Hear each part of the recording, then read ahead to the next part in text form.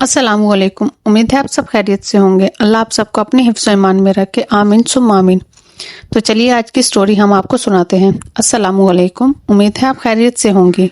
मेरा नाम नाइला है और मैं साहिवाल में रहती हूँ। मेरे 4 बेबी हैं और हस्बैंड की डेथ हो गई है।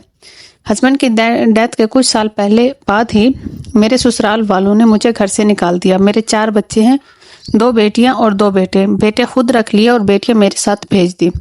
मेरा एक बेटा 14 साल का है और एक 8 साल का। मैं बहुत परेशान रहती थी। मुझे अपने बच्चे वापस चाहिए थे, लेकिन कोई आसार नजर नहीं आ रहे थे। भाइयों को परेशान नहीं कर सकती थी, वो इतने फाइनेंशियली स्टेबल नहीं थे कि केस का खर्चा अफोर्ड कर सके। मैं बहुत परेशान रहती थी, हर वक्त दुआ करती थी, तहज्जुद पढ़ती थी। फिर मुझे मेरी भाभी ने इस्तग़फ़ार का कहा। मैं फ्री ही रहती थी तो 10 से 15 हज़ार का मामूल बन गया। मैं बहुत रोती और अल्लाह से दुआ करती कि बच्चे वापस आ जाएं किसी भी तरह। बच्चों को ससुराल वाले बाहर नहीं भेजते थे और ना पैसे देते थे कि कहीं वो मेरे पास ना आ जाए।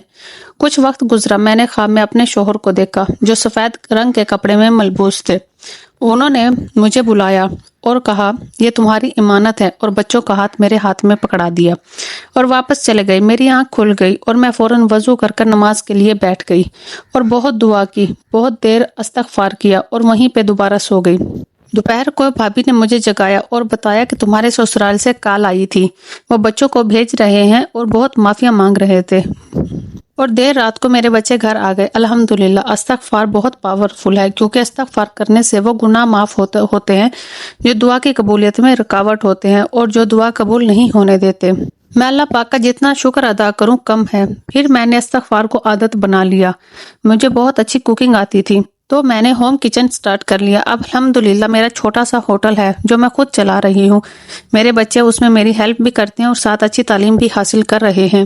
प्यारी बहन, मेरी स्टोरी जरूर अपलोड करिएगा ताकि लोग मोटिवेट हों, अल्लाह पाक से कभी ना उम्मीद ना हो। बहुत शुक्रिया आपी। खुदा हाफिज। जज़ाकिल्लाह माशाल्लाह। जैसा कि आप लोगों ने देखा कि उन बहन की कितनी बड़ी मुश्किल इस्तग़फ़ार से अल्लाह ताला ने हल कर दी है। इस्तग़फ़ार की फजीलत के बारे में इब्ने माजा में एक हदीस मुबारक है। हज़रत सैयदना अब्दुल्ला बिन अब्बास रज़ी अल्लाह अन्हा से रवायत है कि हज़ूर पाक सल्लल्लाहु अलैहि वसल्लम का फरमाने दिल नशीन है, जिसने इस्तग़फ़ार को अपने ऊपर लाजिम कर लिया, अल्लाह ताला इसकी हर परेशानी दूर फरमाएंगे और हर तंगी से इसे राहत अता फरमाएंगे और ऐसी जगह से रिज़्क़ अता फरमाएंगे जहाँ से इसका गुमान भी ना होगा। आप सब बहन भाई भी जो भी मेरी वीडियो इस वक्त देख रहे हैं, अपने ऊपर लाजिम कर लें कि आप हर नमाज के बाद 100 बार इस्तग़फ़ार लाजमी किया करें। इसके बदौलत अल्लाह ताला आपकी तमाम मुश्किलात को हल फरमाएंगे इंशाअल्लाह ताला। उम्मीद है आपको मेरी ये छोटी सी वीडियो अच्छी लगी होगी। अगर आपको हमारी वीडियो अच्छी लगती है तो आप हमारे चैनल को सब्सक्राइब कर लें। Thank you so much.